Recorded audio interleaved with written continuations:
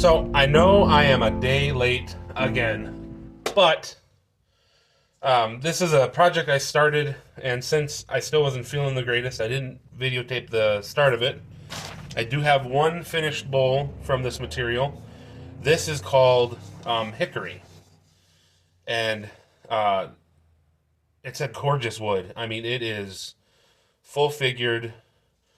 I filled it in with epoxy, red, like a red smoky epoxy, but it's got these light bands and then these dark bands, and it just looks phenomenal. Now, if you're new here, I am the convicted Christian. I am 7 years clean and sober. I did 10 years in prison, almost 10 years in prison, and now I am free and off parole. All thanks to God's love for me.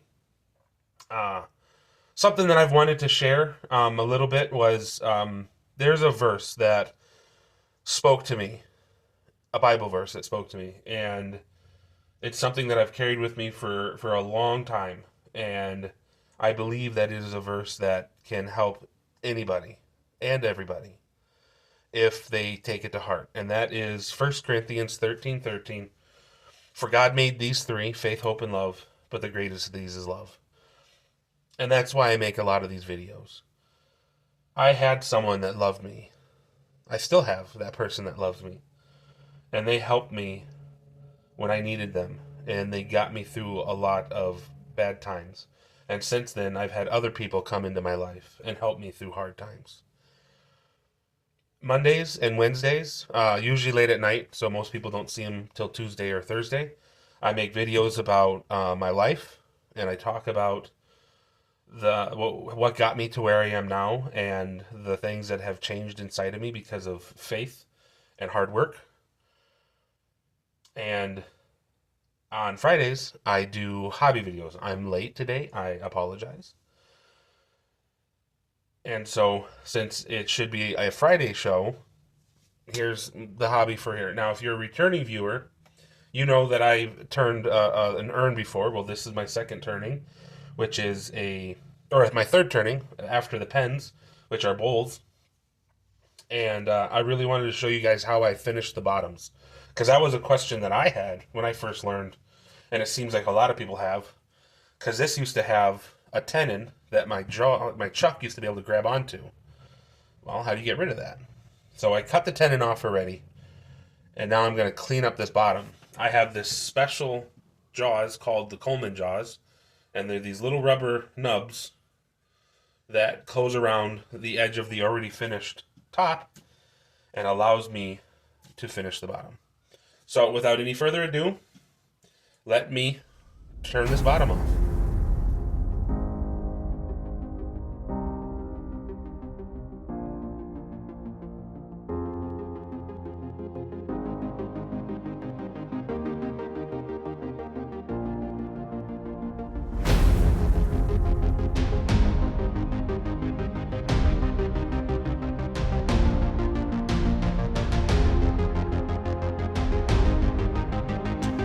So that is how you turn the bottom off of a bowl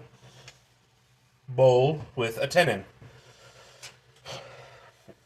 Now, after this, I'm going to sand this to starting at 80 grit so that I can get rid of tool marks and make sure that it's as clean as I can get it. And then I actually use a car product. Once I sand it down to 400, I actually use this stuff. And then I use this stuff. And it does polish the wood a little bit. But mostly it polishes the bits of epoxy that I have. So like right here and right here. It helps polish those, get rid of some of the tooling marks on it. And leaves a nice clean surface for my homemade friction polish. If anybody wants to know how to make this, I can either let you know in person or I can make a video about it. It's actually really simple. The way that I do my sanding is with a drill, a 2-inch disc sanding pad, And 2-inch sanding disc, of course. Now, you could make your own by cutting up little bits of sandpaper. I don't feel like doing that. So, let's get the sanding messed up. Usually you want to sand at a lower speed. And the lowest speed I can get to is 520, which is still kind of fast. But cheap lathe, don't get all the fancy bells and whistles.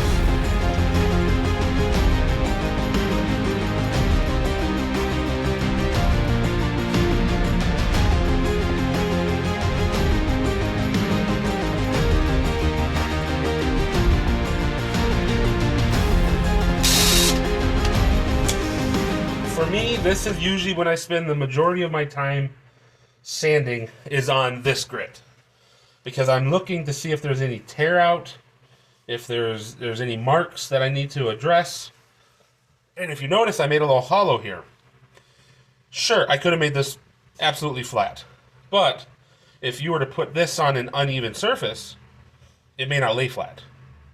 Whereas if you hollow out the bottom a little bit and leave this ring that actually touches the table or whatever you decide to put it on, it should sit a little flatter and should be more stable. And with this being a potential cereal bowl or something that's going to hold something that people don't want to spill, I want to make sure that it stays as level as possible. So, first little bit of sanding is done. We move on to cleaning this up with some denatured alcohol. Whoops, that's not what I wanted.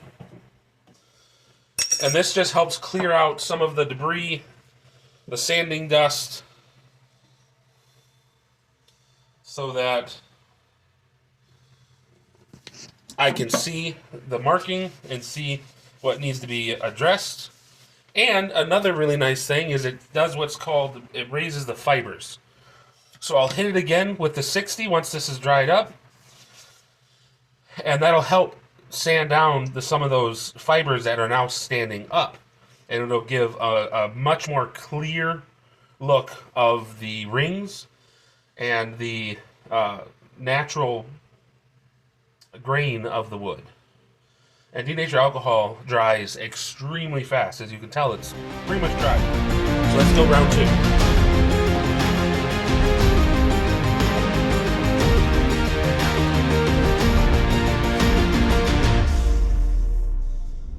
Now, the drill that I use is a heart drill.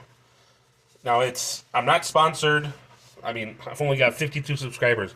So if I was sponsored, whew, that would be nice. But I'm not.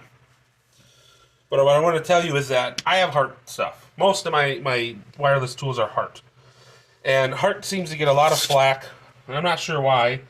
You know, they don't say that they're super hardcore construction level tools. They're a homeowner's tool. You know, they're better than the Hyper Tough brand. And for the things that I do as a hobbyist, it's actually really nice. And so if you've been sleeping on heart, or you're just a hobbyist and you don't have your battery selection already chosen, like DeWalt or Milwaukee, take a look at Hart. You know, they're not too expensive. Everyone that I've had so far has been pretty decent. I've not had any of them fail on me. And they get the job done. So I moved over to 120 grit, and we're going to get going.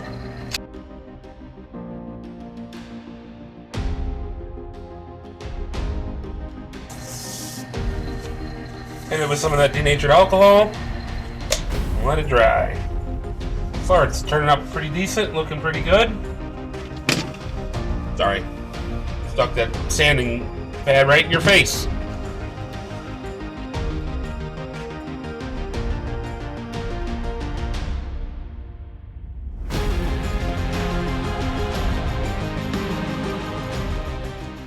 If you don't use your pads too much, you can end up reusing them quite a few times, actually.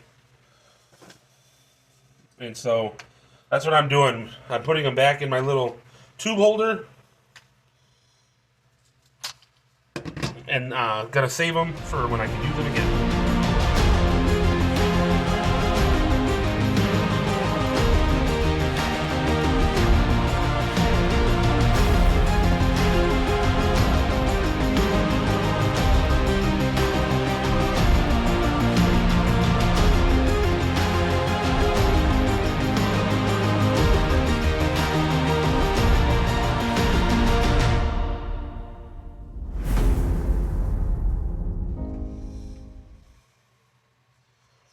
Starting to be able to see some chartreuse. For those that may not know what it is, have you ever had a really smooth piece of wood and the light hit it just right and it looked like it shined back at you? Yeah, that's called chartreuse. Or chartreuse, whatever. It's a fancy word for that shiny bit that when the light hits it right. And the smoother you get it, the better you sand it, the more that's going to come through. Funny little bit of information. There's actually certain woods that are have bioluminescence to them. So if you hit them with a black light for a little bit, they'll actually glow in the dark, or they'll react to black light. And I always thought that was pretty cool.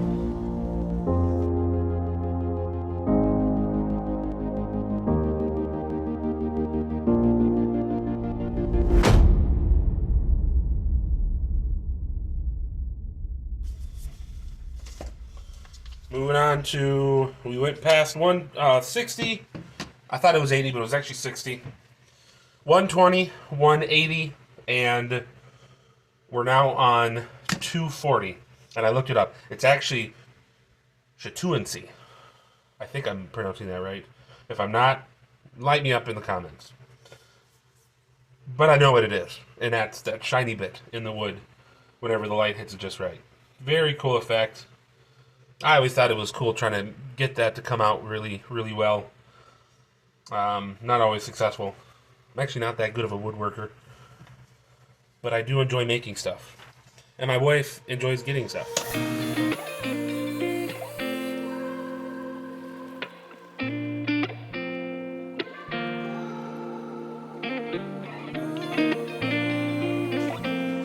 Oh, it's getting pretty smooth. But you can, if you hear it, I don't know if you can hear it on the camera. Here you can't really hear anything, but here you hear it more. I can feel the fiber standing up once the denatured alcohol dries off.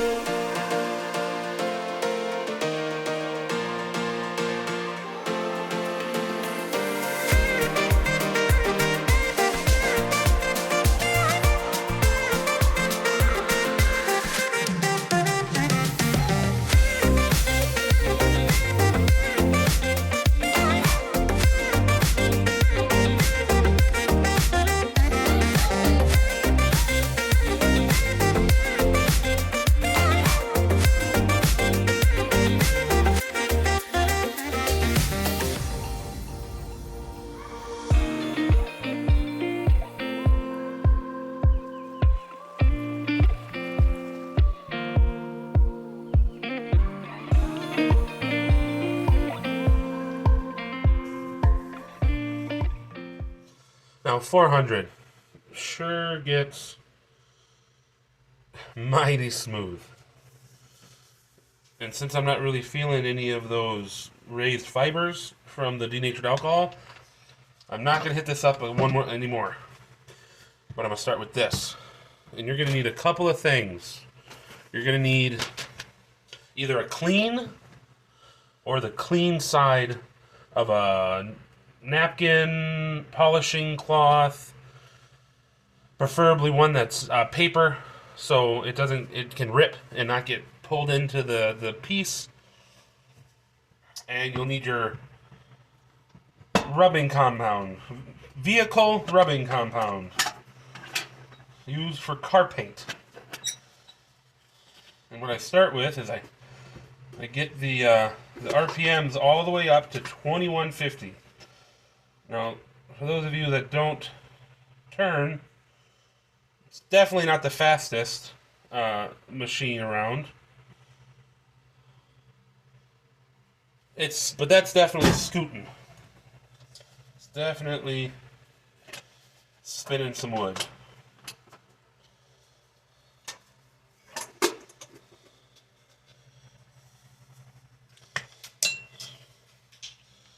Put some on here, and I rub it on.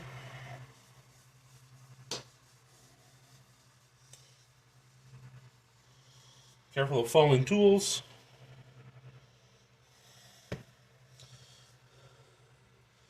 And I try to leave a layer. I don't try to rub it in too much. I try to leave somewhat of a layer all the way around. And I let that dry. Okay, it has dried up a little bit.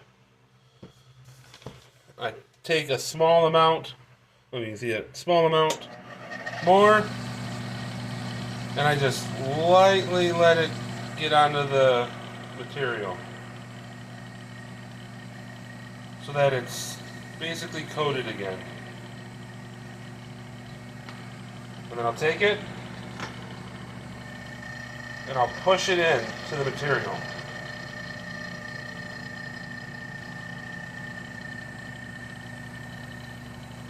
If it starts getting really warm, then I'll move to another section. We're not trying to heat this stuff up too much.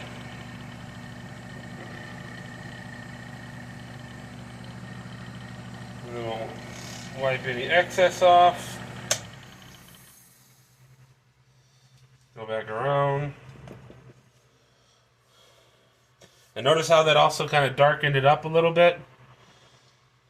That's kind of what is nice about this, is that if you want your grain pattern to not be potentially muddled, adding something like this can actually do that. It just darkens up the light part a little bit and darkens up the dark part a little bit, and I think it makes it look a tad bit better. So, stage 2, polishing compound. Now I'm using the other side of the rag. Just lightly getting it on there.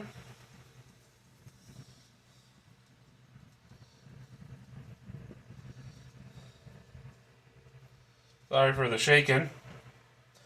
And then we'll wait for that to dry a little bit. Well, that's good. Put a smidge more on here.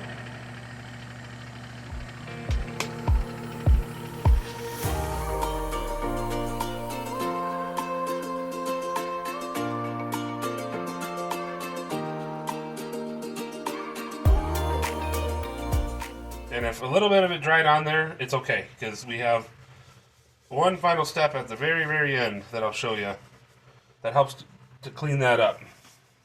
So now that's pretty smooth and ready for other stuff. So we're going to wipe it down one more time with denatured alcohol.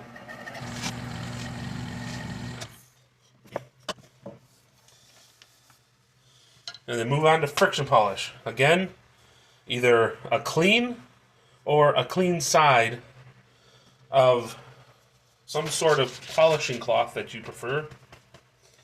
This is literally just a box of shop rags from Walmart.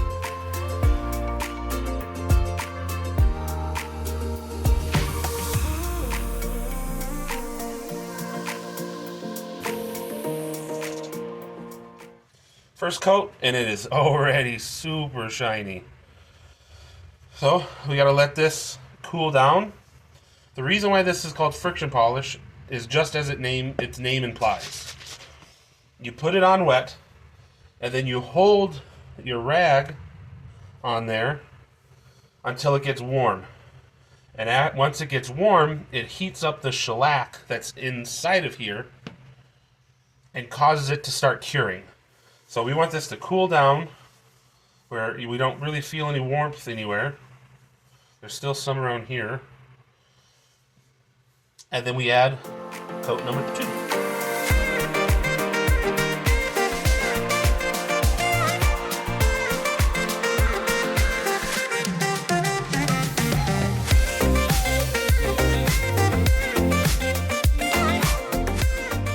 how do you know if you've held it on there long enough?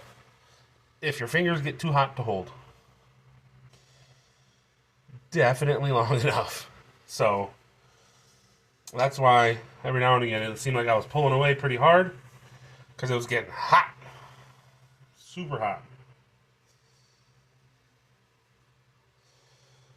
And so we let this cool down, which might take a little longer because I did hold it on there a little longer.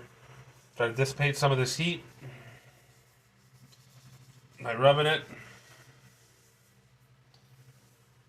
Some people may say, you know, I'm introducing oils and other things, and they're probably right. But I haven't had any issues with this process before. And so far, everything I've made for other people has been enjoyed. So I'm going to continue what I'm doing. Because, what do they say?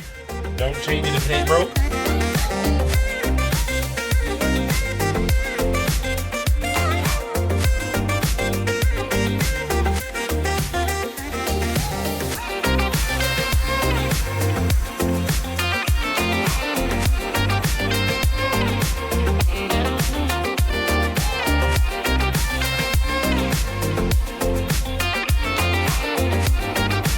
Buffing wheel set up.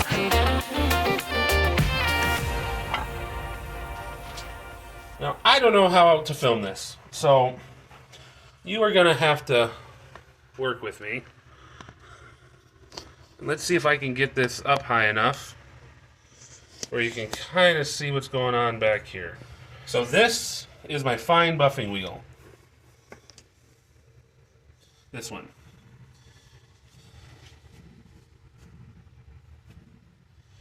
I'm going to keep it at the high RPMs that I already had it at.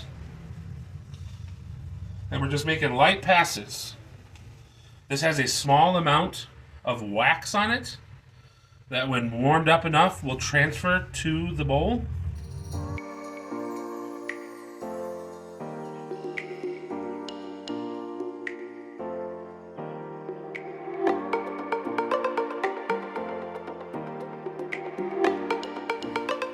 I'll have to show you when it's done, but it does leave it a little, what seems like streaky.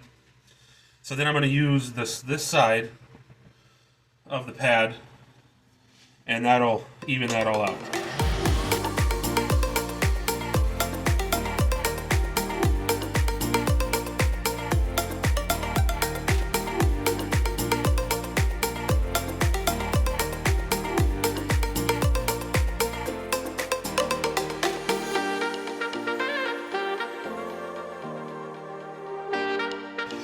And so that is how I finish up bowls.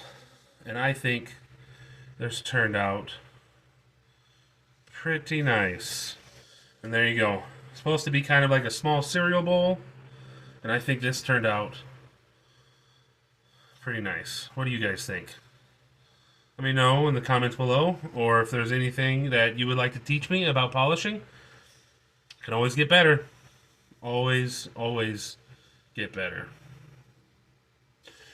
So I'm going to be showing one thing that I did off camera completely. It was a Mother's Day gift for my wife, and so I couldn't really make a video about it if it was supposed to be a gift, but she has it now a day early, and so I will be posting pictures in this video so you guys can see. Let me know what you guys think. I will put some description with it as well, some written description with it as well, letting you guys know what it's all about. So thank you guys for coming. Thank you if you're new here, and if we're going to change the world, sometimes we have to serve and do things for others so that we can heal ourselves. Thank you. I'll see you Monday.